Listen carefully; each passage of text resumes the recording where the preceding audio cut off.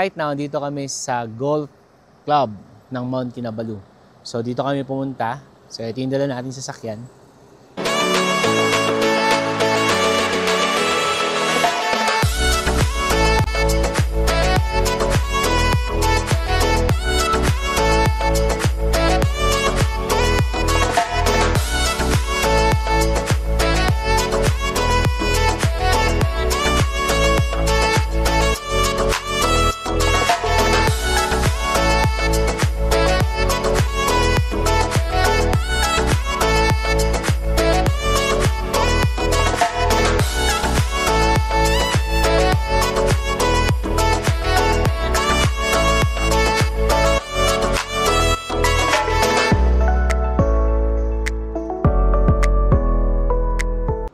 So, Axia 1.0.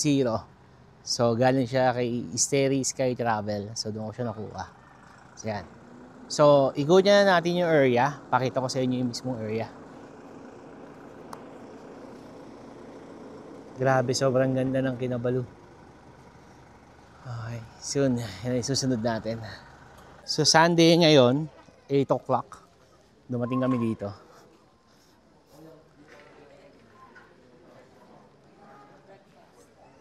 So, dito yung breakfast area. Gusto na mag-breakfast ng wife ko. So, yan siya. So, check natin yung menu nila. So, guys, ganito yung breakfast dito.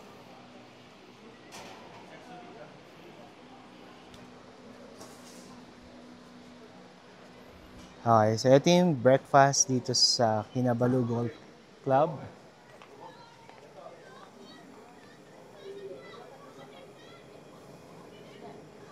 So that is mga kape. And then, okay, so dadalhin kay ate, tapos siya mismo yung magko-compute kung magkano. So guys, kailangan kukuha ka muna ng food bago ka pumunta doon para magbayad. So may ganito rin. Ayan, so dito tayo kukuha ng breakfast. Self-service siya, ikaw mismo dadampot ng breakfast mo. Pagkatapos, dadalhin mo siya kay ate sa counter para dun ka magbayad. Okay. So regarding sa amount, wala pa tayong idea. Pero yung makakapin nila dito is 4, 3 ringgit, 5 ringgit. So ganun siya. So right now, or kukuha yung wife ko ng food. So videohan natin siya para magkaroon tayo ng idea. So ito. So may ganito pa pala guys. Ano to? Chicken? Ang bango. Parang gusto ko rin kumain. Okay. So ito yung curry rice. Okay, goreng. Hindi ko alam kung ano to. And then, so itong mga nasa lagayan na to is mga noodles. Okay, pancit siya sa atin. Pero alam ko ito yung mihon yata yung isa. Ito hindi ko alam. Pero parang ito yung order ko kahapon. Okay. Guys, FYI, hindi ito parang buffet, okay? So, kukuha ka ng food at kakain ka, make sure na talagang damihan mo na. At syempre, dapat uubusin mo. Okay? So, ganun. So, pero yun na nga, hindi siya parang buffet. Buffet style siya, pero this a la carte yung datingan niya. So, presyo ni ate, base dun sa dami ng kinuha mo. Or, dalawa yan eh. Yung kinuha mo menu. So, malalaman natin. Actually, wala pa tayong idea. So, ito, check natin yung wife ko ulit.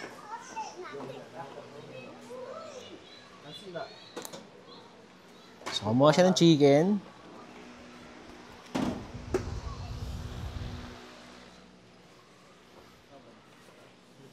So, ito yung in-order niya. Okay, ano gusto mong coffee?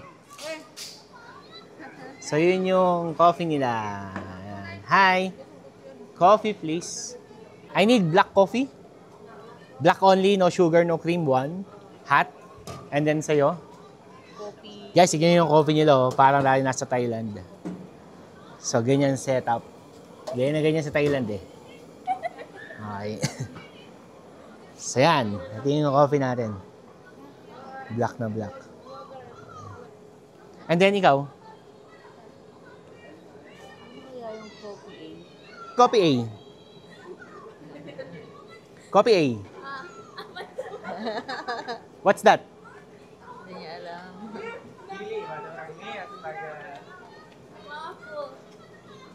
Coffee A is it with creamer? With milk? Hindi yata sila. May ganito na lang. Gusto mo? Milo yan. Okay. Ganito, turo mo na lang ito. Coffee with milk. This one. Sushi. Ayan, coffee with milk. Ayan guys, video natin. So, ganun siya gawin. Okay.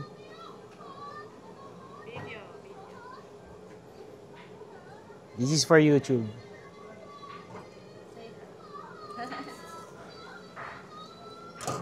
Wow. So, parang nga siya sa Thailand.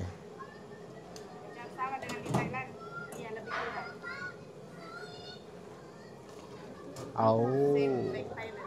Yes, like in Thailand. Sa'yo yan? Akin yan? No, sa'yo yun. Ito yung sa akin. Okay. So, yan siya. Okay. Okay. Pay. So, pay here. Okay.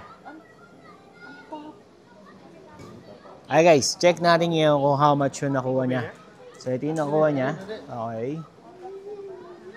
Plus the coffee. So, yan. Check natin kung how much lahat. That was it.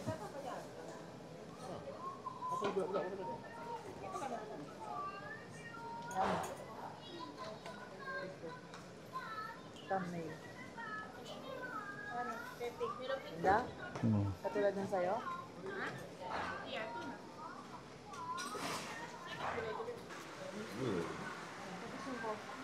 Yeah. Plus coffee. One black coffee without sugar and cream and one coffee with milk. Okay. And that one.